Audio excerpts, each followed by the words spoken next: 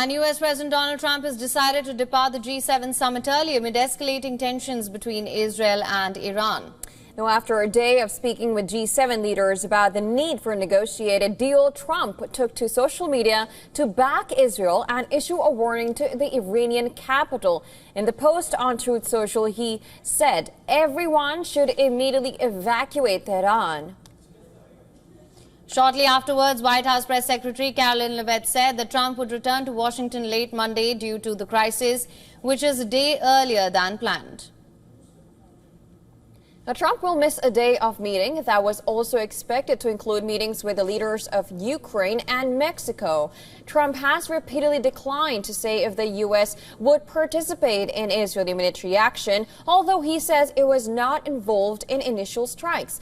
Now, speaking to reporters, Trump voiced confidence that Iran would eventually sign a nuclear deal, as he warned without specifying that the United States will be doing something once he leaves a G7 summit. Now, Trump, who has praised Israel strikes despite his stated preferences for diplomacy, said Iran would be foolish not to agree to negotiated settlement. I've spoken to everybody. What will you say? Israel is doing very well, as you probably noticed, and I gave Iran 60 days, and they said no, and the 61st, you saw what happened. Day 61. So I'm in constant touch, and as I've been saying, I think a deal will be signed, or something will happen, but a deal will be signed. And I think Iran is foolish not to sign one. Yeah, but I think we're doing pretty well. We're talking. We have a thing called a telephone, so we're talking. But it's always better to talk in person. Now, earlier, Trump refused to sign a draft joint statement prepared by G7 leaders calling for de-escalation of the conflict between the two West Asian countries. Meanwhile, French President Emmanuel Macron said if U.S. is able to achieve a ceasefire, France will support it. Speaking to reporters, Macron pleaded Israel and Iran to cease strikes against civilians.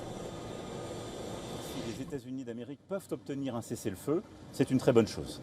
If the United States can achieve a ceasefire, that is a very good thing, and France will support it, and we hope for it.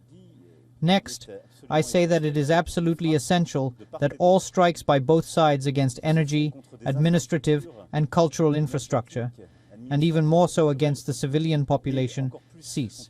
Nothing justifies them. They are absolutely intolerable. Rien. Et elles sont, elles, absolument intolérables.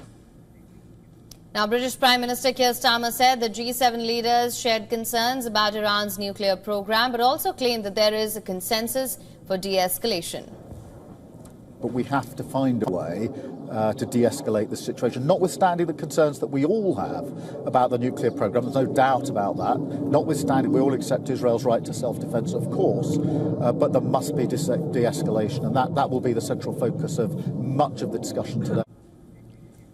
Now, on the other hand, Japan, which has historic relations with Iran, has broken with its Western allies to condemn Israel's attack, calling it completely unacceptable and deeply regrettable.